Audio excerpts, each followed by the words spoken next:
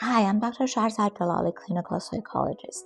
Have you ever tried to bring something up to someone calmly and somehow 5 minutes later you're the problem? Like you went into it with complete clarity and walked out completely confused defending yourself?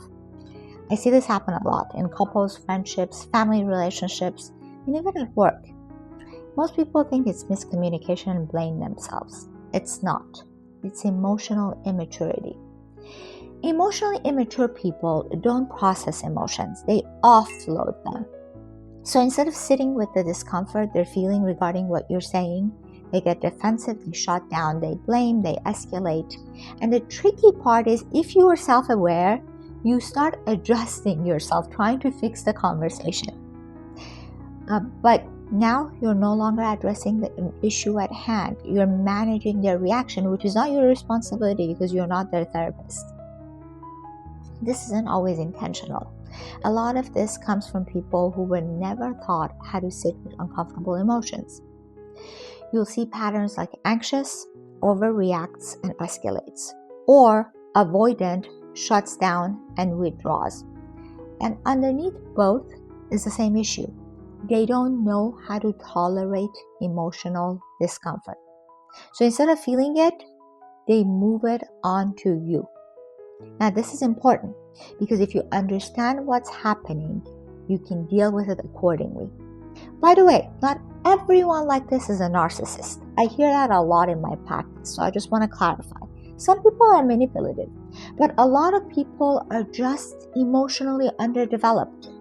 And if you don't understand the difference, you'll either over-pathologize, call them names, or over-tolerate. Let me give you a few examples you have probably experienced. You bring up something small, and suddenly they're raising their voice or blaming you or bringing up your past. They make a mistake, and somehow it becomes your fault. You try to talk things through, and they shut down and say, I don't want to talk about this right now. Every time. And you're left thinking, why does every conversation turn into this? I'll tell you what actually helps and what doesn't. Number one, don't match their emotional state. If they're reactive and you join them, the conversation is already lost. I know this is very difficult, so you may have to remove yourself. Number two, stop over-explaining. The more you explain to someone who's defensive, the more material you give them to argue back with you. Number three, set a boundary around the process, not just the issue. Something like, I am open to talking about this, but not in this matter. We can readdress it when we're both more calm. Number four, don't take on the role of the emotional regulator. It is not your job to stabilize someone who won't self-reflect. You do not have to enter someone else's emotional chaos just to be an understanding person. Sometimes the most mature thing you can do is set out of a conversation that has no intention of being productive.